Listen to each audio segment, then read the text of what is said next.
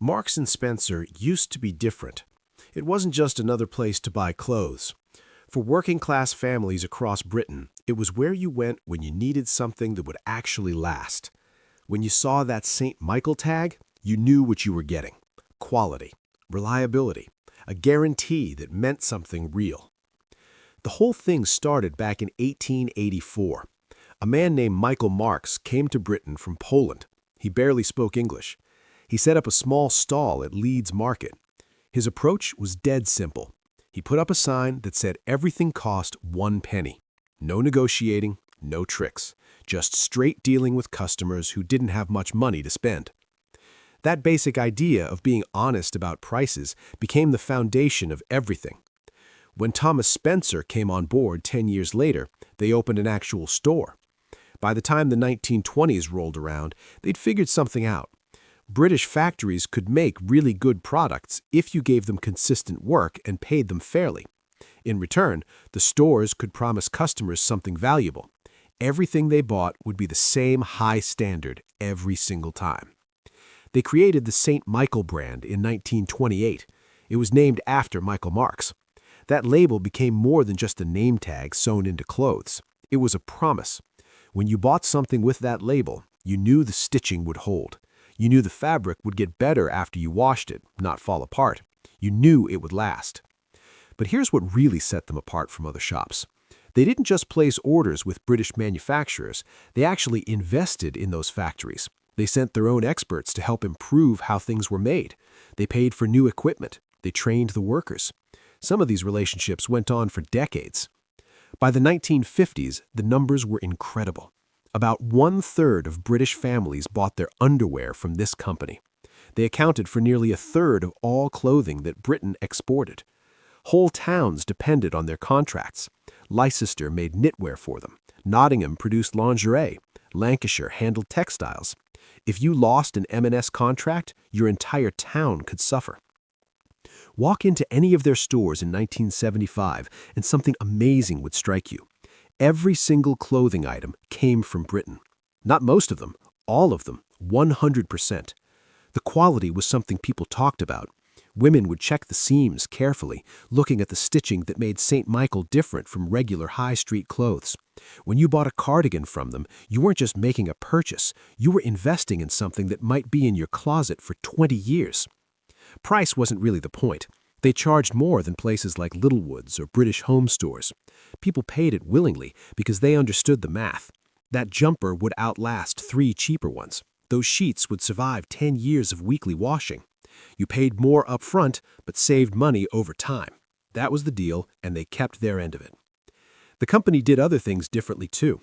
They gave their staff pensions and health care long before other retailers did. They refused to let customers buy on credit because they believed debt was a trap for working families. Everything about how they operated felt tied to certain values: being fair, making quality goods, doing things the right way. The peak came in 1998. They made over £1 billion in profit before taxes. The stock market valued them at £14 billion. They were Britain's most valuable retailer by a huge margin. Every high street in the country had one of their stores. In many smaller towns, they were basically the entire high street, the shop that made everyone else come. The people running the company thought they'd cracked the code. British manufacturing plus consistent quality plus loyal customers equals success forever. They couldn't imagine what could go wrong with that formula.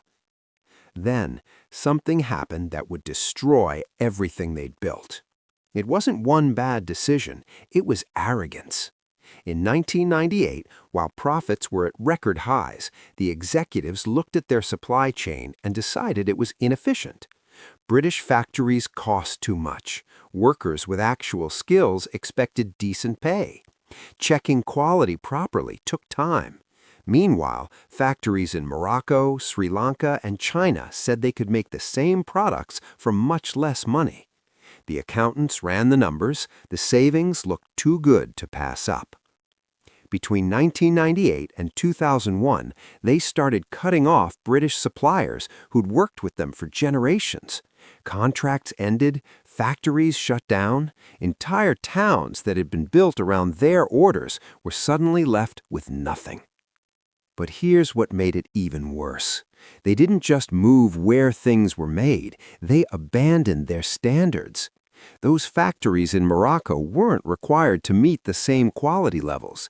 They loosened quality control to hit lower prices. The fabric got thinner, the stitching got sloppier. They switched from real horn buttons to plastic ones. Customers spotted the difference right away. By 2000, complaints poured in. Jumpers that developed pills after one wash, trousers with seams that split open, shirts that lost their shape. This wasn't the store people trusted. The company's response made things worse. They denied any problem existed. They insisted quality remained the same. They blamed customers for washing things wrong. The arrogance was stunning. Then they made another massive mistake with fashion. Someone in the boardroom decided they needed to look trendy. They got rid of classic, reliable designs. They brought in fashion consultants who wanted to make them cool. The results were chaotic. Cardigans in bright lime green and hot pink, trousers with weird zips in strange places, designs that tried too hard to be fashionable but just looked confused. Their loyal customers, mostly women in their 50s and 60s who'd shopped there for decades, walked into stores and didn't recognize anything. Everything felt wrong, too trendy, too cheap-looking, nothing like what they loved. But the fashion wasn't actually trendy enough for young people either. Teenagers and people in their 20s saw it as where their grandparents shopped. No amount of lime green cardigans would fix that image. They'd accomplished something remarkable in the worst way.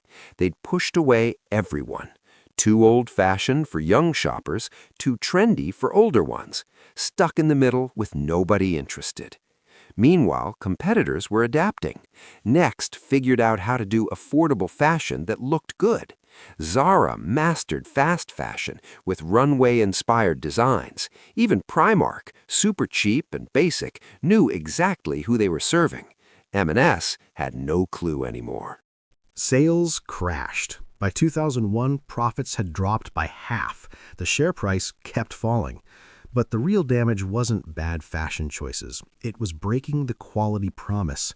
Once you lose trust in retail, getting it back is nearly impossible. Then came the digital disaster. While the world went online, they stayed stuck in the past. When Amazon arrived in Britain in 1998, they barely paid attention. When ASOS started selling fashion online in 2000, they dismissed it as temporary.